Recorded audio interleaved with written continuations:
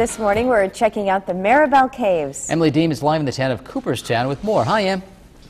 Yeah, Pete, we are spelunking this morning, like you were saying. But on this adventure, there are no caves in the bats this morning, Rachel and Pete. There are no bats in the caves?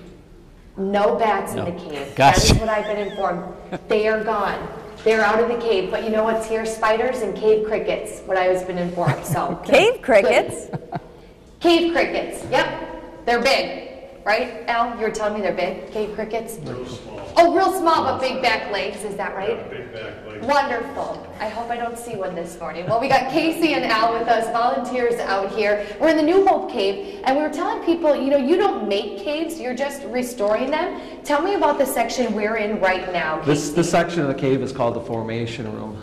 It's a very impressive part of the cave. It shows a lot of formations that we have in the cave. Right above Emily's head is a lot of the formations. I can point out some of them. I got a little laser pointer here.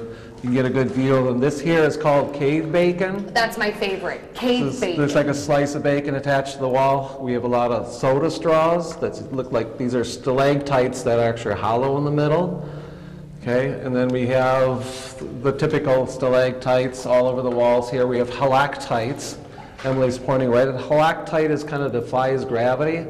Wow. It starts growing and then it grows back up again towards the ceiling. This is kind of very unusual in the caves. You were telling me these have been forming for hundreds of years. Yeah, generally it takes about 100 years for an inch. So some of these formations are probably 400 years old or older. And people are going to see these on the tours because you give tours out here for people. Yes, we do give tours all the time.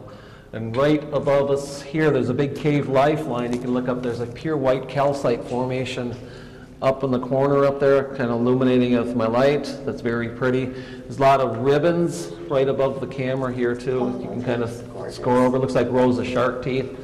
A lot of interesting things to see, and this is just part of the cave. You're going to see a lot more of the cave. We do tours out here a lot. Well, you've been doing a lot of improvements out here, and what are you doing in this section right here? What do you all need to dig out here still, Casey? What we're doing is we are actually restoring the cave. We're not creating caves, we're removing the glacial material that's in the cave.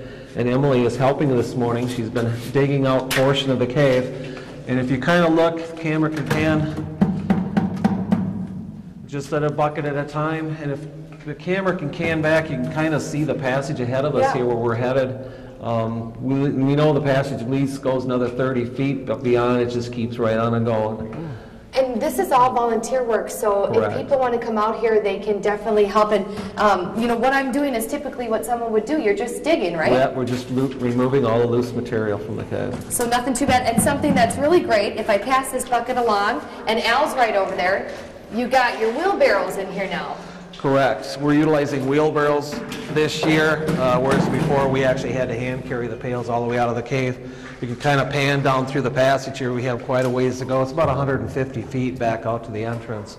It's much easier with wheelbarrows. We can just take the wheelbarrow and just wheel the material right out the front door now. Definitely. Well, guys, thank you for being with us. If you want to volunteer or take a tour, wear clothes you don't like, people. You're going to get dirty. Your feet are going to get wet. Boots are probably better than the tennis shoes that I have on. But we have a link on our website where you can contact them if you want any of that and check out when tours are too. So we'll send it back to you for now. Thanks, Em. Thanks, Emily.